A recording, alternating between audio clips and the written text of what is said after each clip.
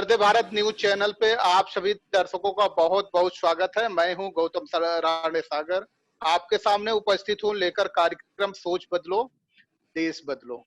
और उस सोच बदलो देश बदलो के तहत जिस गंभीर मुद्दे पे बात करेंगे आज हम, वो गंभीर मुद्दा है। एक तरफ हमारे देश के प्रधानमंत्री ये कहते हैं कि आत्मनिर्भर बनो, आत्मनिर्भरता, वोकल फॉर लोकल। लेकिन परिस्थितियां कुछ अलग ही हैं।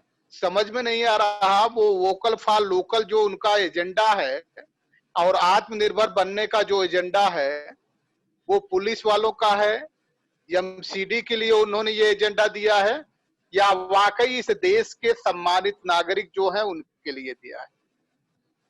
जो लोग अपनी रोजी रोटी कमाना चाहते हैं, मेहनत करके मजदूरी करके, जो अपनी रोजी रोटी कमाना चाहते हैं ऑटो रिक्शा चला करके, इलेक्ट्रिक ऑटो रिक्शा चला करके, अगर पूरे दिन ईमानदारी से मेहनत कर लें तो हो सकता है कि उनके जेब में 500-600 रुपया आ जाए।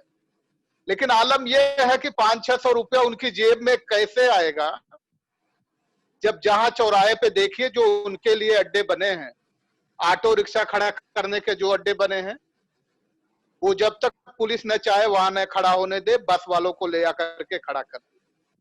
जहां पुलिस चाहे उनको रोक ले, जहां पुलिस चाहे उनको डंडा मार दे, और जहां एमसीडी चाहे उनको तंग करती रहे।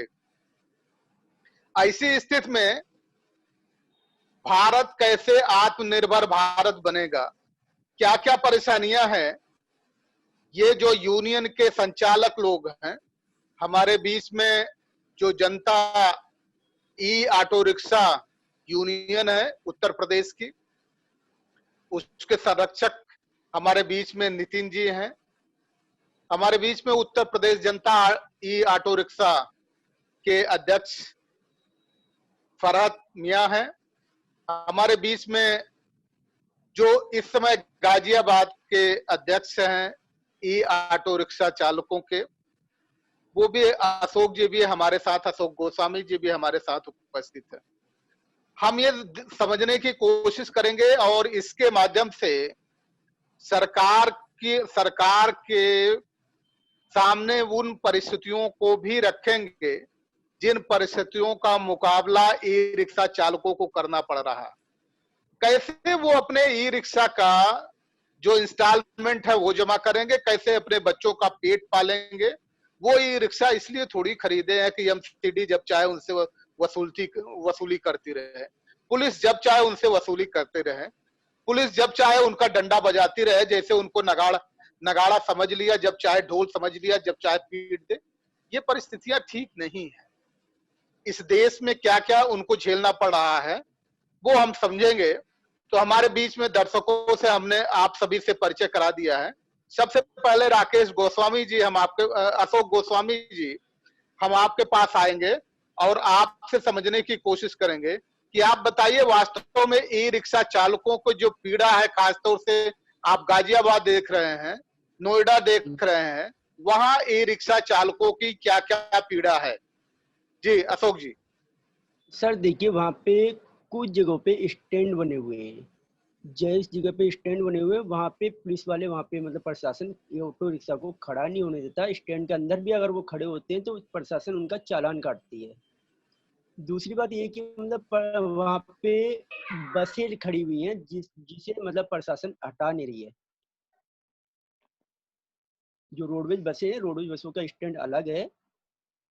मैं प्रशासन से रिक्वेस्ट करूंगा कि केवल उन्हें वहां से बसों को हटा करके ऑटो रिक्शा को वो स्टैंड दिलाया जाए, जिससे कि ऑटो रिक्शा अपने स्टैंड के अंदर खड़े होंगे तो उनके नाजायज चालान ना करे जाएं।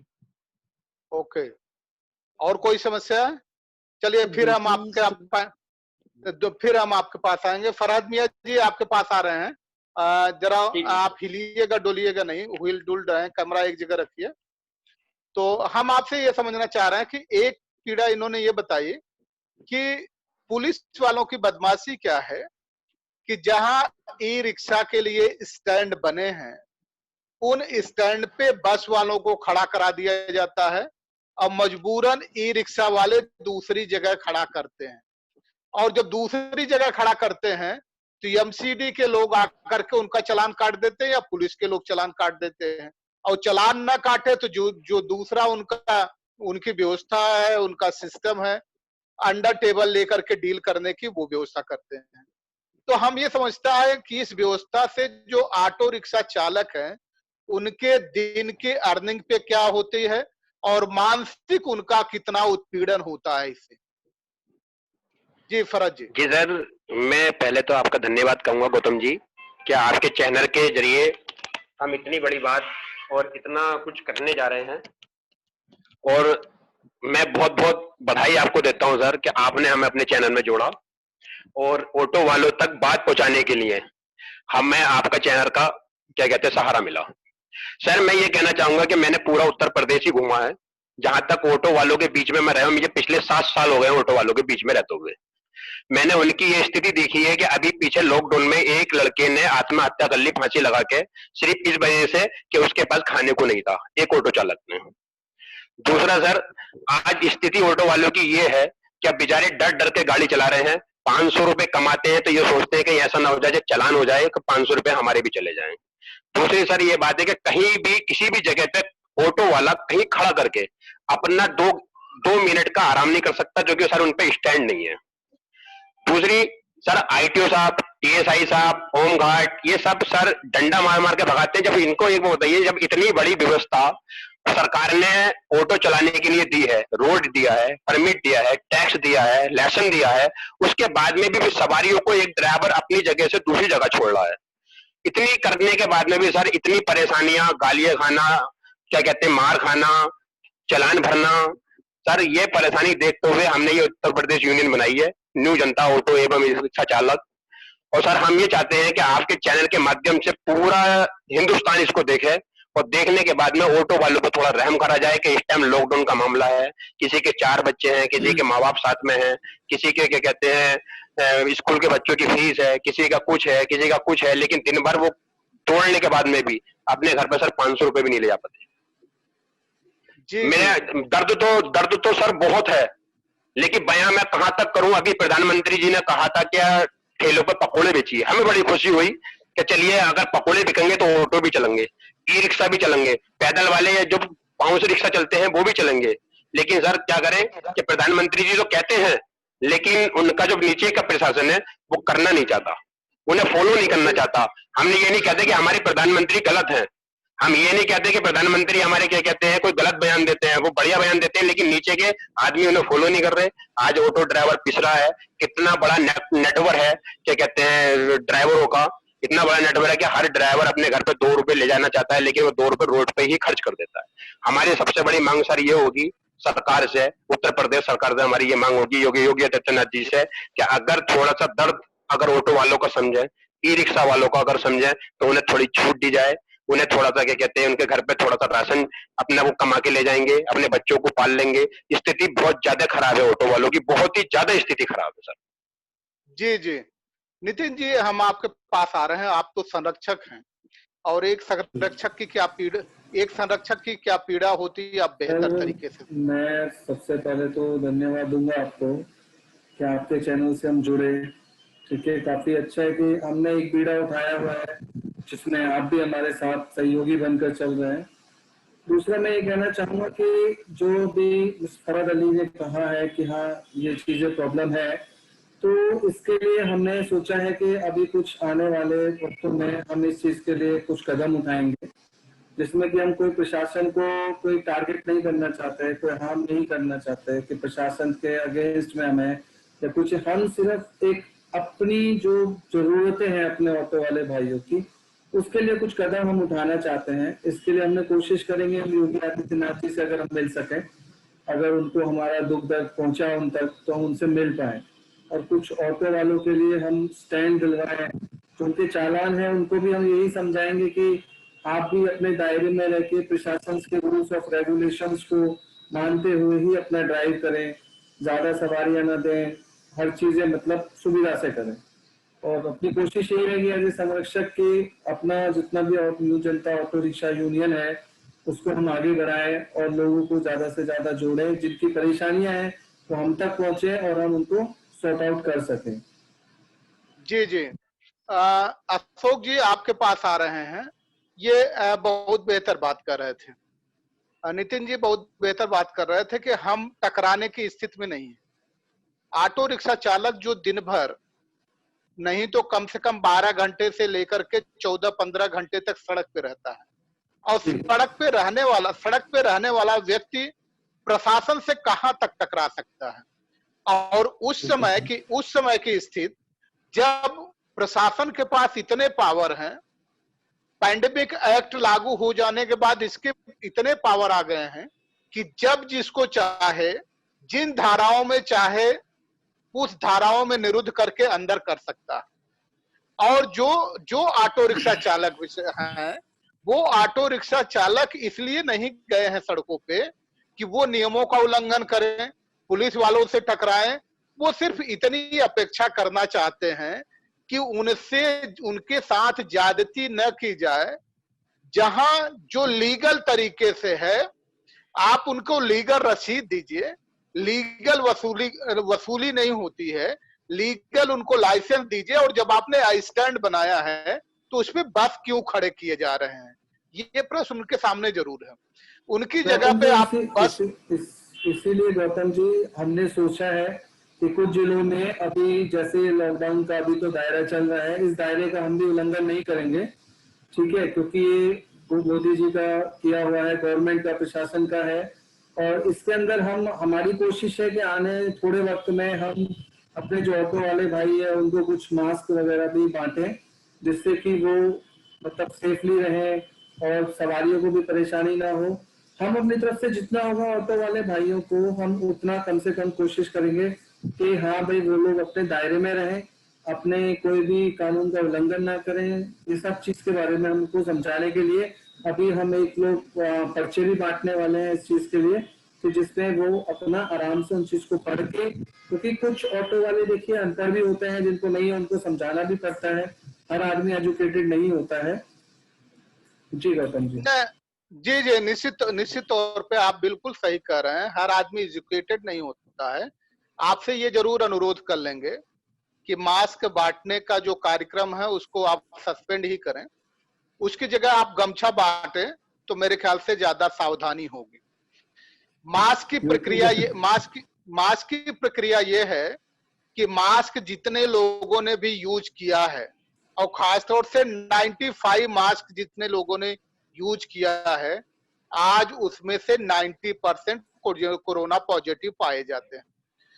उसका मेडिकल एक पॉइंट ये है कि जब आप दिन भर मास्क लगाए रहते हैं तो आपको प्रॉपर एयर नहीं मिल पाती है, और जब प्रॉपर एयर नहीं मिलता तो जो बैक्टीरियाज हैं और जो वायरस हैं, वायरस इतने छोटे हैं कि जो उसके छिद्र हैं वो बड़ी आसानी से आप उसके अंदर जा सकते हैं। तो अगर गमछा है तो कम से कम उनको प्रॉपर उनको हवा मिलती है, प्रॉपर ऑक्सीजन मिलता है। बस यही तो है ना, जो ड्रॉपलेट हैं, जो छींक करते समय निकलते हैं, पानी निकलते हैं, वो पानी किसी के ऊपर नहीं जाना चाहिए। इसीलिए तो है ना, हवा में वायरस को हवा में कोई वायरस नहीं तैर रहा है। इनकी जान देखिए, उनकी जान बहुत महत्वपूर्ण है। कोई आदमी धनाढ्य होता है, अगर वो दुनिया छोड़ करके चला जाए तो उसका परिवार उस धन से बड़ी आसानी से खड़ा हो जाता है। जी इसके लिए हम लोगों ने अभी जो है इंश्योरेंस कंपनी से भी बात करी है। हम ऑटो वालों को कुछ पैकेज में कम पैसे में इंश्योरेंस दिलवाएंगे, जो वो हम करा देंगे। और जी उतना ही नहीं, उसके हिसाब से जी उतना ही नहीं, हमारा चैनल और हमारी पूरी की पूरी टीम ये कोशिश करेगी कि जितना कमाते हैं वो पूरी तरह उनके घर में पहुंच जाए। और जो दुर्व्यसन के शिकारी हैं, जो ऑटो रिक्शा चालक दुर्व्यसन के शिकारी हो गए हैं, काम को सुरा से प्रेम करने लगते हैं, कोशिश ये करेंगे कि वो सिरा से प्रेम भी छोड़ें। क्योंकि शुरू से प्रेम छोड़ेंगे तभी बच्चों से और पत्नी से प्रेम कर पाएंगे, और बच्चों और पत्नी का बिल्कुल सही प्रेम बात है। जितना अमूल्य है उतना अमूल्य दूसरा प्रेम नहीं हो सकता। कि ऑटो रिक्शा वालों की पीड़ा क्या है, वो अपनी रोजी रोटी की व्यवस्था कर रहे हैं, रोजी कमाना चाहते हैं और घर में उस रोजी से रोटी की व्यवस्था करना चाह रहे हैं। तो ऐसी स्थिति में और इस महामारी में जब गवर्नमेंट कह रही कि महामारी है, तो पुलिस वालों को पुलिस वाले ही बनकर के रहना चाहिए, फिर उनसे गुंडे जैसा व्यवहार नहीं करना चाहिए, एक लूटपाट की व्यवस्था उनसे नहीं करनी चाहिए।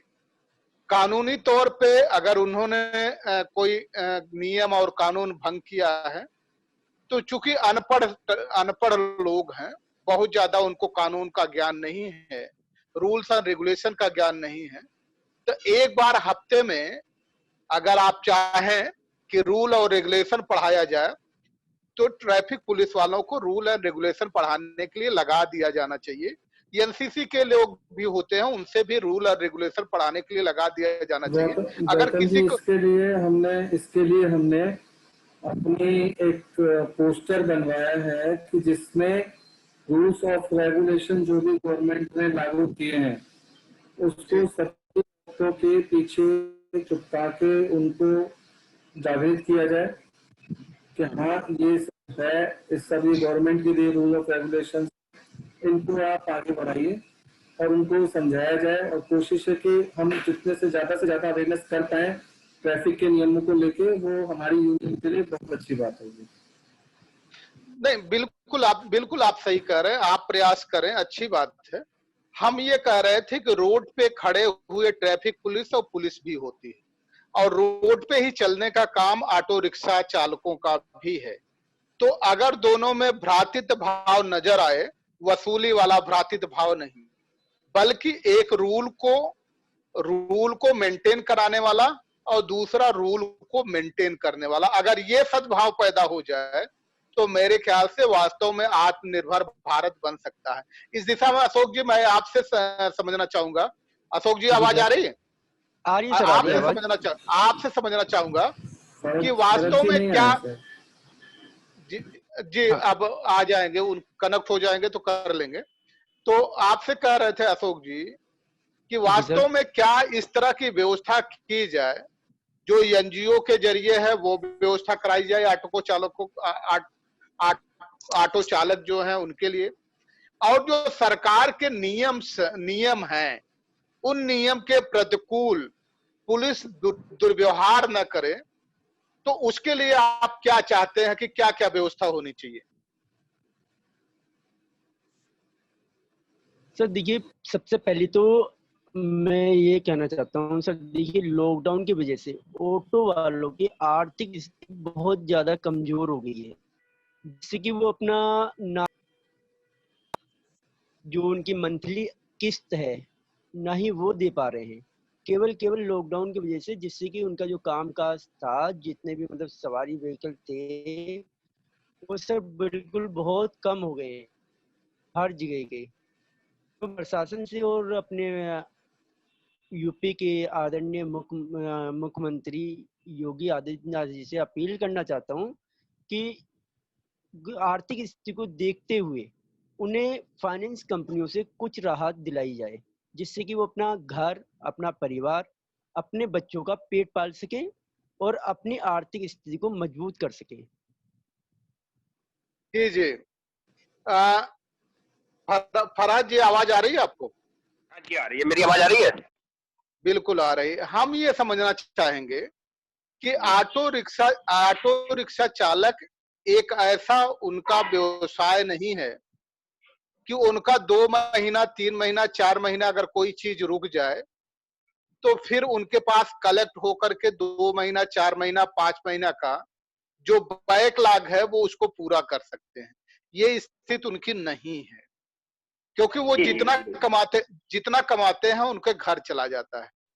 गवर्नमेंट ने जब ये स्कीम लगाई, अभी परसों शक्तिकांत दास का एक स्टेटमेंट आया था कि इस तरह के लोगों को जो राइट ऑफ किए जाते हैं, बट्टे खाते में डाले जाते हैं, तो इनके ऑटो जो ई रिक्शा ऑटो चालक हैं, ये जो किस्त नहीं दे पाए हैं महामारी के दरमियान का, इस किस्त को पूरी तरह से राइट ऑफ कर दिया जाना चाहिए, यानी कि बट्टे खाते में डाल दिया जाना चाहिए, क्योंकि ये परिस्थितियां किसी भी कीमत पे अनुकूल नहीं है कि ऑटो चालक वो किस्तें भर सके। तो गवर्नमेंट ऑफ इंडिया को कम से कम मतलब 2020 तक पूरी तरह से उनके किस्तों को माफ कर दिया जाना चाहिए।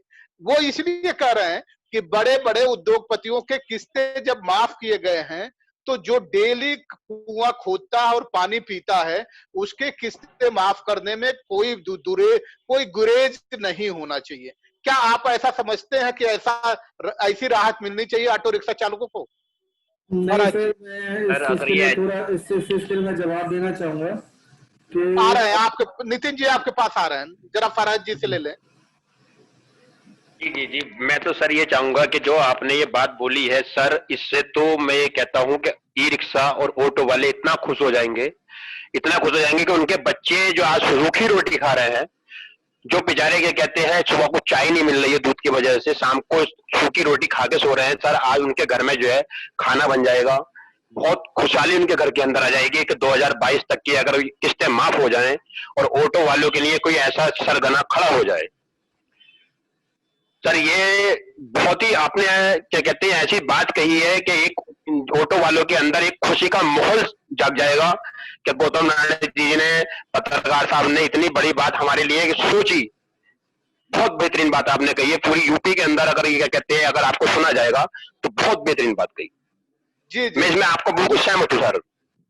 जी जी, नितिन जी यही प्रश्न लेकर के हम आपके पास आ रहे हैं।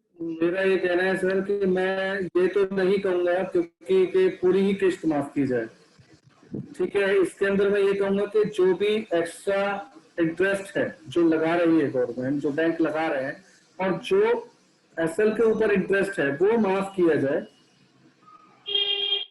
जो कि एक नॉमिनल अमाउंट उनका है जो मिनिमम से मिनिमम वो लिया जाए, जो नॉर्मल है उनके लिए बहुत सही रहेगा, क्योंकि पूरी किस्त माफ करना भी एक थोड़ा सा अलग है।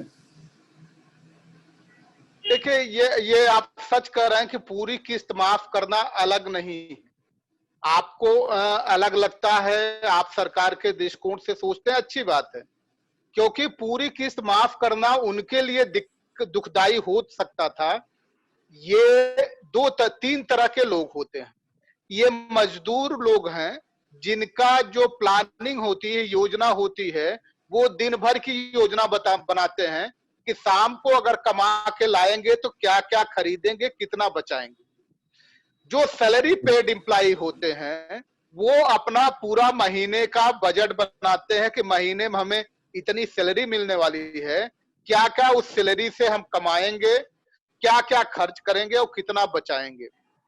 और जो बड़े बजट वाले लोग होते हैं जिनको पैकेज मिलता है या बड़े बड़े उद्योगपति होते हैं, वो उनका जो प्लान बनता है वो 25 साल 30 साल 35 साल आगे का प्लान बनता है।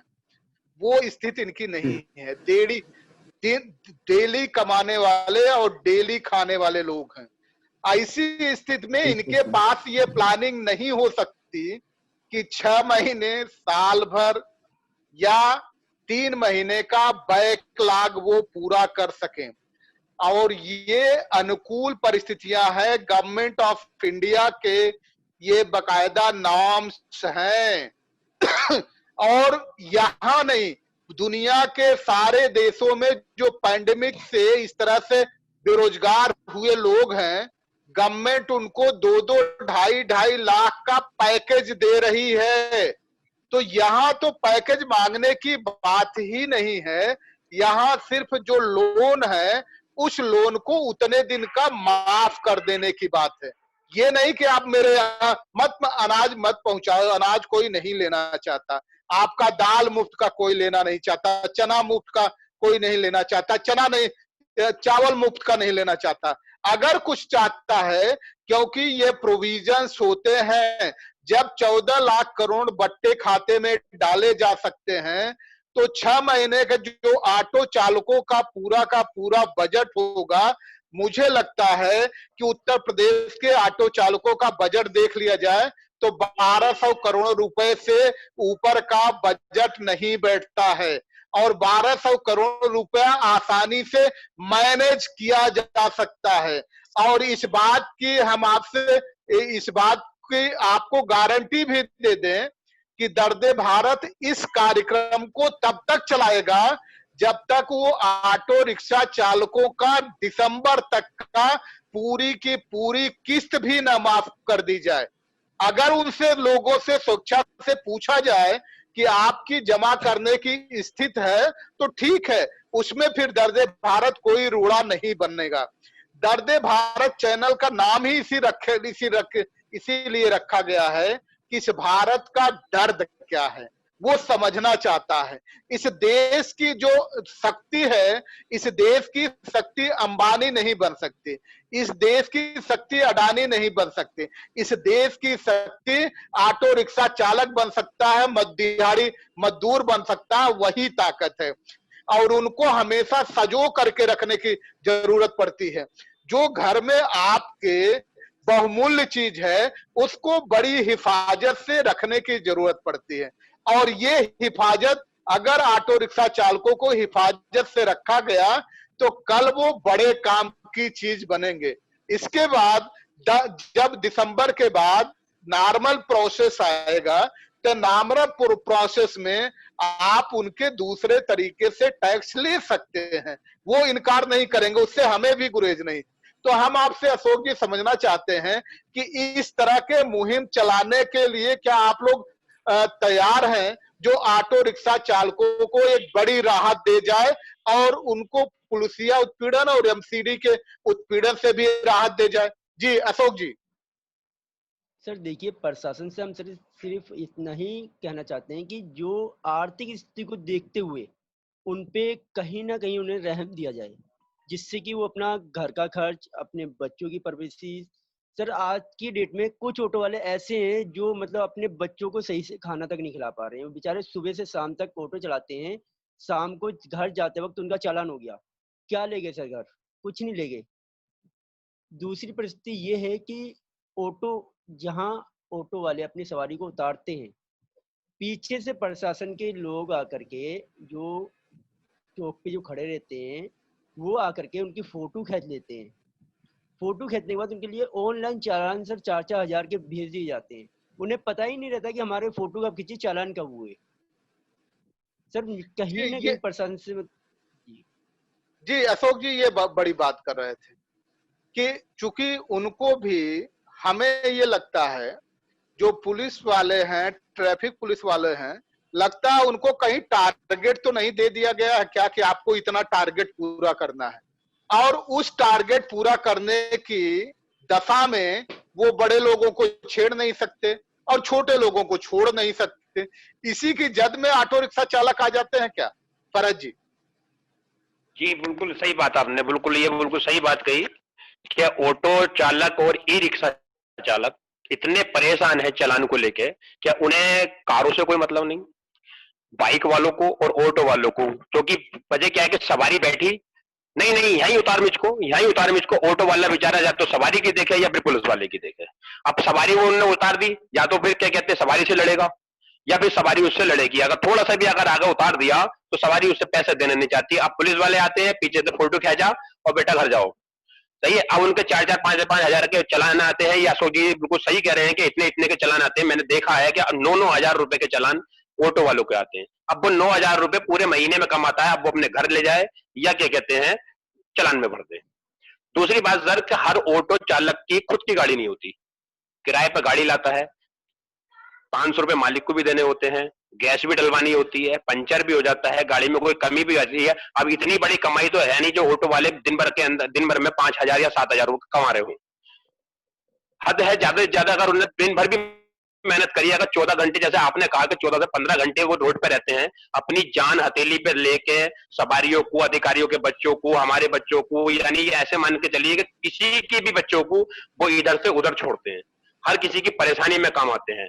तो सर अब ये लगा लीजिए कि अधिकारी के या किसी भी पदाधिकारी के या कोई भी अधिकारी आप मान लीजिए कि उनके बच्चे इधर उधर जाते हैं, उनकी सुविधाओं में वो ऑटो आते हैं, लेकिन उनके उसी महकमे का आदमी उनका चालान करता है।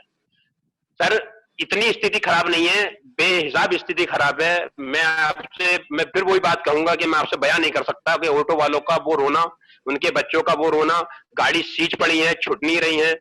सर दूसरी बात ये कि अगर आप एक बात खुद सोचिए गौतम जी, कि इतना बड़ा नेटवर्क ऑटो वालों का, उसमें से ई रिक्शा वालों का नेटवर्क, कितना टैक्स सरकार को हम दे रहे हैं, कितना क्या कहते हैं फिटनेस का जा रहा है, कितना परमिट के अप्रूवल का जा रहा है, अरबों खरबों के हिसाब से ऑटो वाला अपना टैक्स भर रहा है, हर 6 महीने के बाद में टैक्स जमा कर रहा है, फिर भी उसका इतना चलन क्यों? तो मैं आपके चैनल से एक बात और कहना चाहूंगा, और आप इसकी मांग भी कर रही है, मेरी गुजारिश है, जब ऑटो वालों के पास स्टैंड नहीं होगा तो कहाँ से सवारी बैठाएगा और कहाँ? नितिन जी, हम आपसे ये समझना चाहेंगे कि ये सच है कि वो स्वाभिमानी टाइप के लोग होते हैं, जो ऑटो रिक्शा चालक हैं वो स्वाभिमानी टाइप के लोग हैं, उनको ये सच है कि वो ये चाहते हैं कि केवल हमारा ब्याज माफ कर दिया जाए, उतने से भी वो लोन पूरा कर लेंगे। ठीक है, ये उनकी ये उनकी सदा सहता है, ये उनकी सदा सहता है। लेकिन गवर्नमेंट के पास तो ये बकायदा प्रोविजन है ना कि इस समय पैंडेमिक है, मुझे भी पता, आपको भी पता है, मुझे भी पता है कि हम उस चीज पे करने का कोई फायदा नहीं है, जो चीज कभी हो ही नहीं सकती है। जो आज इतना सब कुछ चल रहा है कोविड का, इतनी कंपनियां बर्बाद हो चुकी हैं, सब कुछ हो चुका है, जब उनकी इतनी भरपाई नहीं हो रही तो इतना नहीं हो सकता। हमें भी पता है, आपको भी पता है, आप तो एक चैनल चला रहे हैं, हमें भी पता है कि इतना कुछ हो नहीं सकता। हम तो सिर्फ इतनी गुजारिश करेंगे कि उनका जो ब्याज के ऊपर ब्याज और ब्याज ये माफ किया जाए, जो उनकी एक्चुअल किस्त है जिसपे इंटरेस्ट फ्री करके जो लॉकडाउन के दरमियान थी वो उनसे ली जाए। जी ये सच है कि आपकी वीडियो नहीं आ रही है। वीडियो तो आपकी नहीं आ रही है, हमारी तो आ रही है सबको। मेरी आप दिखाई नहीं दे रहे हैं ना। हाँ तो आप बाकी सब लोग दिखाई पड़ रहे हैं? नहीं, तो मेरी भी चल रही है, लेकिन आप चलिए बाकी हमारा तो दिखाई पड़ रहा है सबको। ये सच है कि जिस तरह से हमारे जो ऑटो रिक्शा चालक संघ के, जनता ऑटो रिक्शा और ई रिक्शा चालक संघ के हमारे जो पदाधिकारी हैं, जो संरक्षक हैं, वो इस बात को लेकर के चिंतित हैं कि जो व्यक्ति दिन भर की अपनी मजदूरी करता है, दिन भर की चिंता करता है, दिन भर इसलिए दौड़ता है कि शायद शाम को उनके बच्चे भूख से न तड़पे, भूख से मरने की नौबत न आ जाए। ऐसे लोगों पे भी अगर सरकार की दया दृष्टि नहीं होगी तो फिर किन पर दया दृष्टि होगी?